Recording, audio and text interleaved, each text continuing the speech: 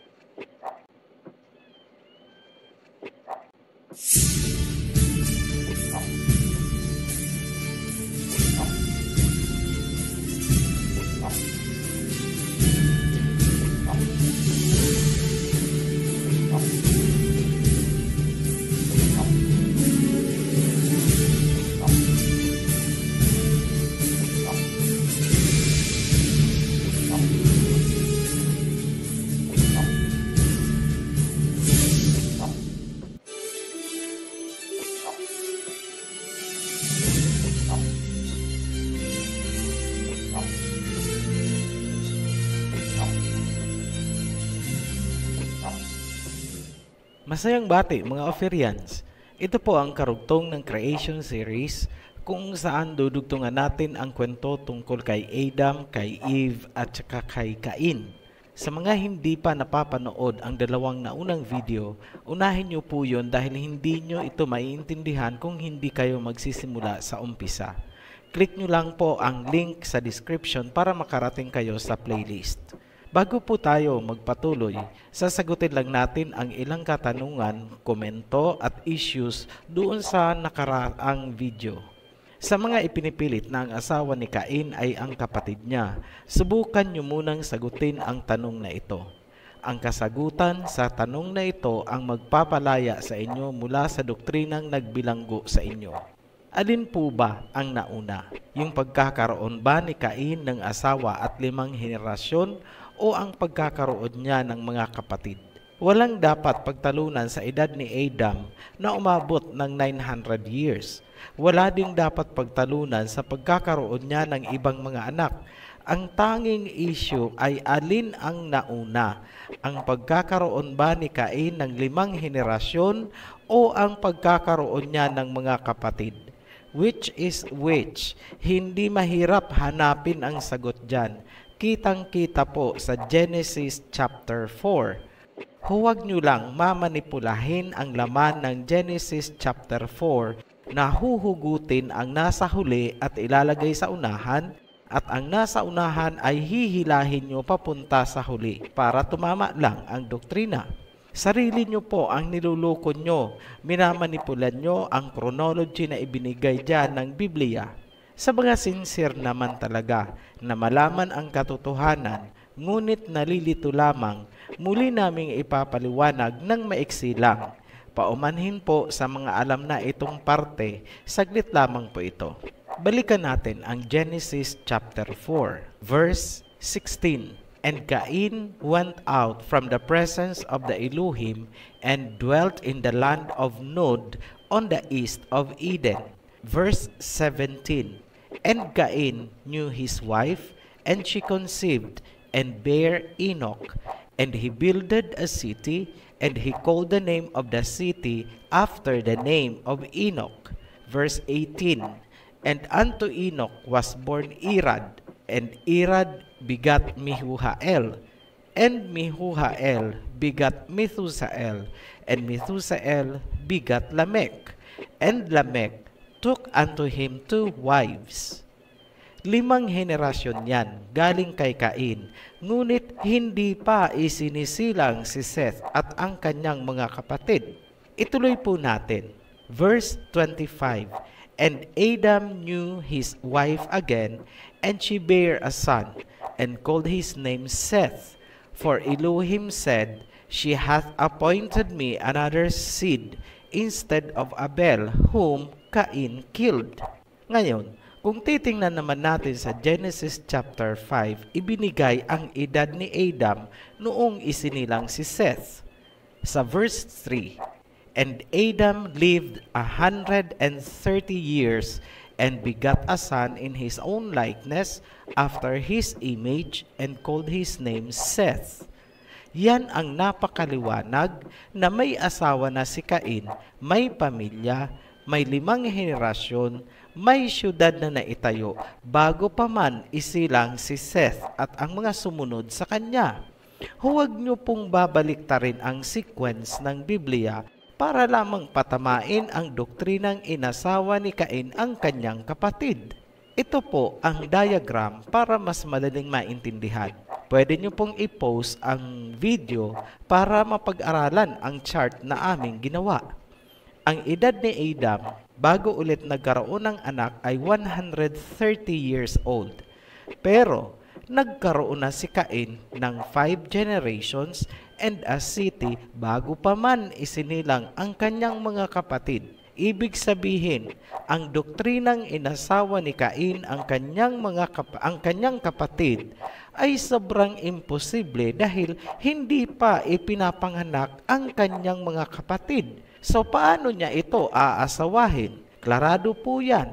Naninindigan ang Ophirian Heritage Conservatory na ang asawa ni Cain ay hindi niya kapatid. Walang ibang pwedeng panggalingan ang mga tao sa Nod kundi ang first couple na unang nilikha sa chapter 1. Isang katotohanang ayaw tanggapin ng mga nabulag ng doktrina. Panoorin nyo na lang po ang 2 naunang video para sa detalyadong pagtatalakay dyan. Balikan natin ang first couple sa Genesis chapter 1. Ang first couple ay binigyan ng mandato na humayo at magpakarami, populate the earth. Kaya nga nilagyan ng mga namumungang kahoy ang face of the earth para sa kanilang pagkain. Kung susuriin, ito ang panimula ng nation building. Habang sila ay dumadami, mabubuo ang mga bansa na may iisang lahi lamang dahil iisa lang naman ang pinagmulan. Ang mga taong ito ay nilikha ayon sa wangis o image ng Elohim.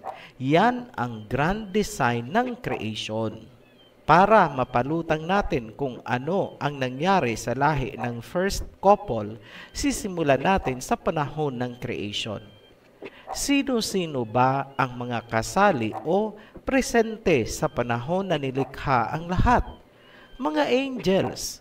Hanggang sa Garden of Eden, may mga angels doon. Tingnan niyo po ang nasusulat sa Job chapter 38 verse 4. Where were you when I laid the foundations of the earth? Tell me, if you have understanding, who determined its measurements? Surely you know. Or who stretched the line upon it? To what were its foundations fastened? Or who laid its cornerstone? When the morning stars sang together, and all the sons of Elohim shouted for joy. Maliwanag na presente or naandon ang mga angels na tinawag na sons of Elohim or sons of God at inilarawan bilang mga morning stars. Tandaan nyo po na ang tinatawag na sons of Elohim o sons of God, para sa mga hindi alam kung ano ang Elohim, ay mga angelic beings po yan. Marami pong naligaw dahil hindi naintindihan kung alin ang sons of Elohim at alin ang sons of man. Akala ng iba, ang sons of Elohim ay ang lahi ni Seth. Hindi po. Tatalakayin natin yan ng hiwalay dahil mawawala tayo sa kasalukuyang topic. Tanong, si Lucifer ba ay naandun sa panahon ng paglilikha? Yes, kasi isa siyang high-ranking angel. Noong gagawin na ang first couple, ito ang sinabi ng Elohim. Genesis chapter 1 verse 26. Then Elohim said, "Let us make man in our image, according to our likeness. Let them have dominion over the fish of the sea, over the birds of the air, and over the cattle, over all the earth, and over every creeping things that creep on the ground or on the earth." So Elohim created man in his own image. In the image of Elohim, He created him, Male and female, He created them. Then Elohim blessed them, and Elohim said to them, Be fruitful and multiply, fill the earth and subdue it, have dominion over the fish of the sea, over the birds of the air, and over every living thing that moves on the earth. May mga mahahalagang punto po tayong kailangang titigan ng mabuti dyan. Una, ang sabi ng Elohim na let us create man. Pansinin na ang salitang let us create sa Tagalog ay gawin natin. Ibig sabihin, may mga kasamahan ang Elohim noong ginawa niya ang first couple. Hindi siya nag-iisa. Naandun si Lucifer noong nilikha ang tao. Ibig sabihin, nakita ni Lucifer kung paanong nilikha ang first couple. Mahalagang tandaan na ang first couple ay ginawa sa wangis ng Elohim at inaasahan ng Elohim na sila ay magpapakarami sa wangis na yan. Matapos likhain ang first couple, binigay sa kanila ang buong mundo bilang teritoryo. Sakop nila lahat ng mga creatures mula sa isda hanggang sa mga ibon. Ang mundo ay nilikha ng napakaganda at gaya nga ng paglalarawan sa Genesis chapter 1, luntian ang paligid. Ang mga bungang kahoy ay hitik na namumunga dahil inihanda yun para sa lahat ng magiging lahi ng first couple. Sang-ayon ang Ophirian Heritage at nakikiisa tayo sa mga Bible scholars, anthropologists at mga Batikanong archaeologists na nagsasabi na ang unang tao ay nagmula sa Africa. Lingid sa kaalaman ng karamihan, ang present-day Sahara Desert at mga disyerto ng Saudi Arabia ay dating luntian at mayabong na kagubatan or jungle. Ang lugar ng Sahara ang pinaniniwalaang sentro ng creation. Dito nagsimulang magparami ang first couple at unti-unti silang nag-expand palabas ng Africa alinsunod sa kanilang mandato sa Genesis chapter 1. Para hindi po kayo maguluhan, huwag niyo munang iisipin sina Adam and Eve sa bahaging ito. Nais naming ilarawan nyo sa inyong isipan na noong hindi pa nasisira ang first couple, natural lang na ang kanilang kinikilalang creator at sinasamba ay ang Elohim. Kitang-kita din sa takbo ng mga pangyayari na nais ng Elohim itayo ang isang sanlibutan kung saan siya lang ang sasambahin ng mga tao na kanyang ginawa ayon sa sarili niyang wangis. Sa panahong ito, nagsimula ang hangarin ni Lucifer na pantayan o higitan pa ang Elohim. Dahil sa angking kagandahan o angelic beauty, sumibol kay Lucifer ang pride o kapalaluan at unti-unti siyang nilukuban ng kasamaan o iniquity. Naputol ang kasaysayan ng first couple sa chapter 1. Kapansin-pansin na ang luntiang paligid at namumungang mga kahoy sa chapter 1 ay nangawala. Bagkus, inilarawan sa pagpasok ng chapter 2 na walang tumutubong mga kahoy at halaman dahil walang ulan at walang tao. Hindi ba kayo nagtataka sa biglang pagbabago ng sitwasyon at mga pangyayari? Hindi ba't maganda ang kapaligiran noong ibinigay sa first couple? May mga kahoy na namumunga at bakit nawala ito sa pagpasok ng chapter 2? Saan napunta ang lahi ng first couple? Hindi ba't nagpapakarami na sila? Bakit gumawa ulit ng panibagong couple sa chapter 2? Ang mga tanong na yan ay nasagot sa kasalukuyang panahon dahil sa pagkakahukay ng mga buto ng sinaunang tao. Habang ang mga supporters ng evolution ay abala sa paghahanap ng mga ebidensya upang patunayan na ang tao ay galing sa unggoy, taliwas naman doon ang pinapakahulugan ng mga fossils na kanilang natagpuan. Lahat ng mga buto ay naglalarawan kung ano ang sinapit ng mga sinaunang tao. Sila ang lahi ng first couple. Kailangang maging bukas ang inyong kaisipan sa susunod naming ilalahad dahil kailangan pa rin nating alamin at unawain kung ano ba talaga ang evolution.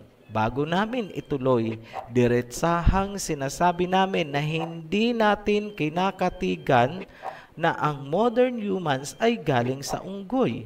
Ngunit, kailangan pa rin talakayin ang evolution para maintindihan kung ano ang nangyari sa lahi ng first couple.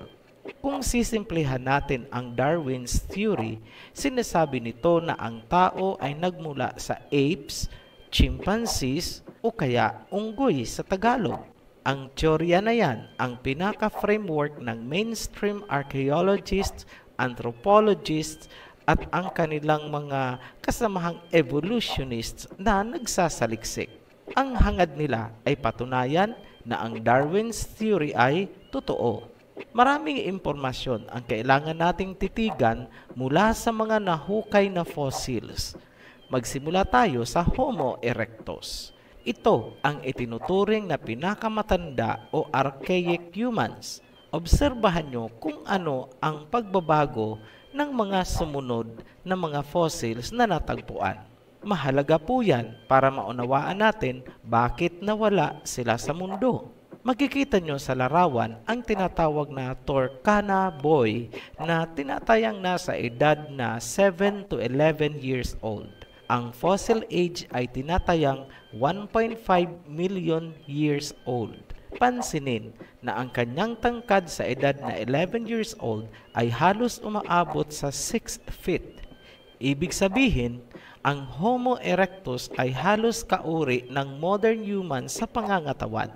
Isang publication ang inilabas ng Newsweek kung saan sinabi ng mga researchers na kanilang pinaniniwalaan na ang genus Homo ay galing sa Australopithecus na nabuhay 4 million years ago. Pinatutunayan daw ng mga DNA analysis na nagkaroon ng interbreeding sa pagitan ng modern humans, Neanderthals at mga hominin na tinawag na Denisovans. Ito aniya ay nangyari humigit kumulang 100,000 years ang nakaraan. Ano ang mahalagang dapat pansinin? May nangyaring interbreeding. Ang Homo erectus ay nakipag-interbreeding sa ibang species. Kung napansin nyo, naglabo-labo ang kanilang mga lahi, mga genomes, at habang nagpapasalin-salin sa mga sumunod na henerasyon, palala ng palala ang genetic corruption. Ang isang halimbawa na resulta ng DNA or genetic corruption ng early humans ay makikita sa mga hobbits.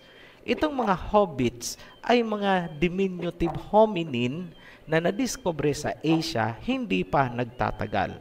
Kasama dito sa mga hobbits ang Homo floresiensis ng Indonesian island of Flores na tinatayang nag-exist o nabuhay 50,000 years ago.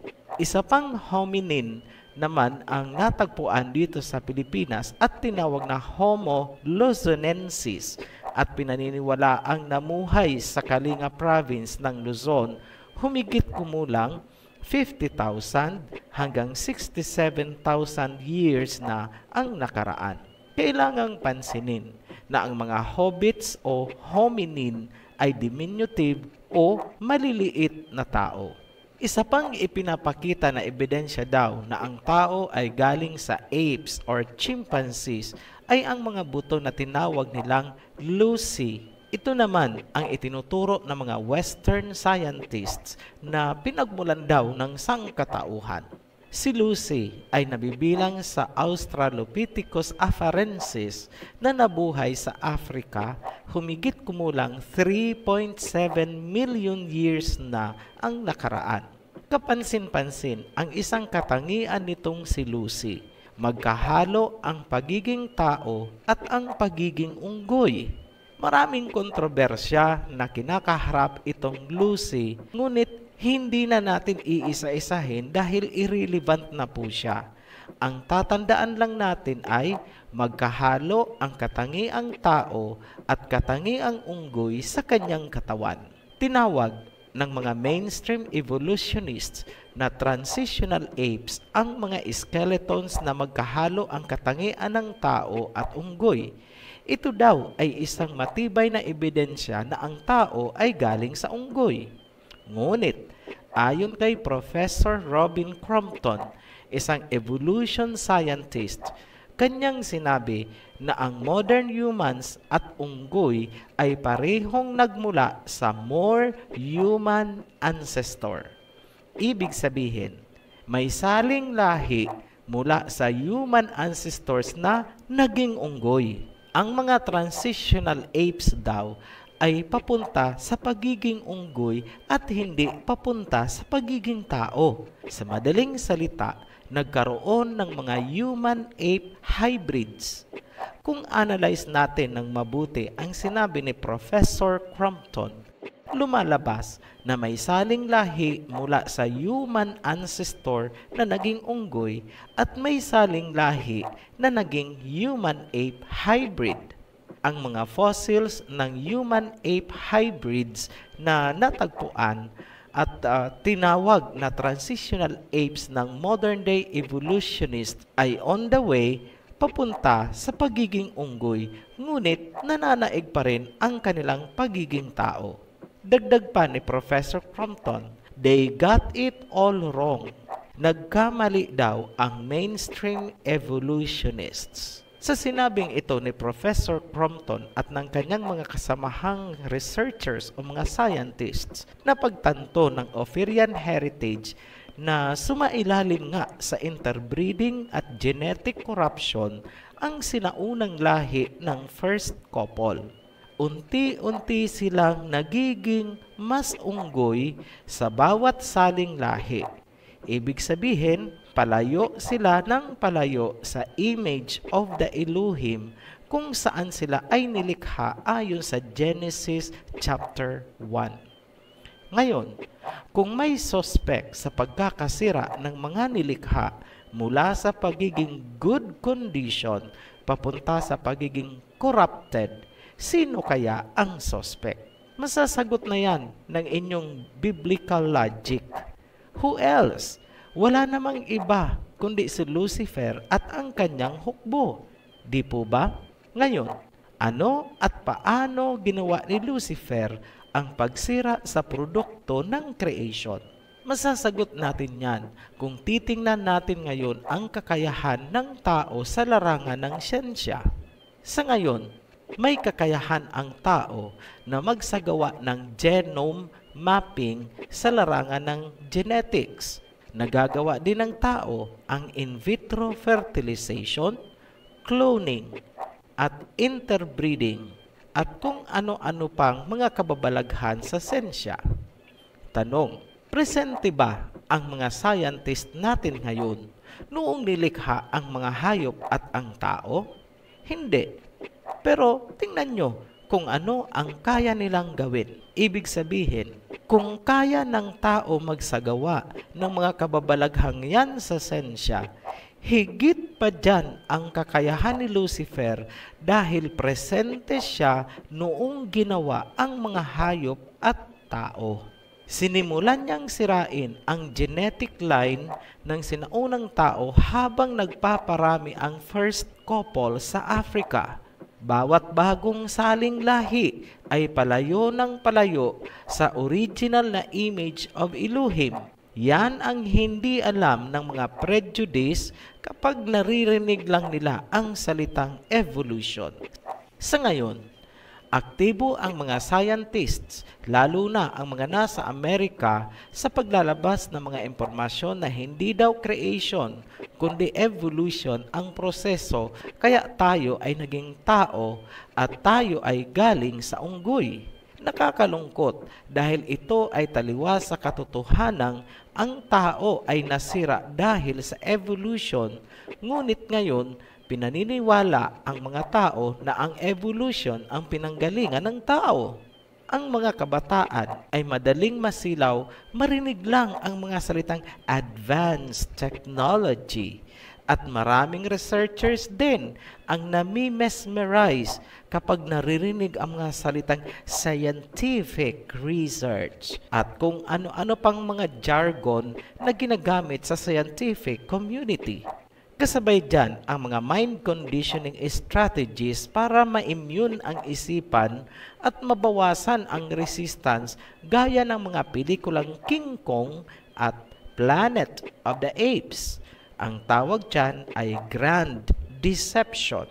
Kahit anong gawing pagtatakip, ang mga fossils ng human-ape hybrids ay maituturing na corpus delicti ng malagim na sinapit ng ancient humans. Hindi maipaliwanag ng mga scientists bakit naging extinct ang archaic humans, bakit hindi nag-survive ang kanilang species. Ang itinuturing na dahilan ng extinction ay ang paglalaban-laban ng mga grupo. Ngunit hindi yan ang totoong nangyari. Sa susunod nating video, ipapaliwanag natin kung paanong nawala lahat ang lahi ng first couple, pati ang mga tao sa Nod na inabutan doon ni Cain. Ang tanging naiwan ay yung galing na kay Cain. Ibig sabihin, ang buong henerasyon ni Cain ay naligtas sa extinction na tumama sa lahi ng first couple. Lumalabas din na ang lahat na galing kay Cain ay magkahalong lahi ng first couple at ni Adam and Eve. Ngayon, bakit hindi napasama sa extinction ang lahi ni Cain?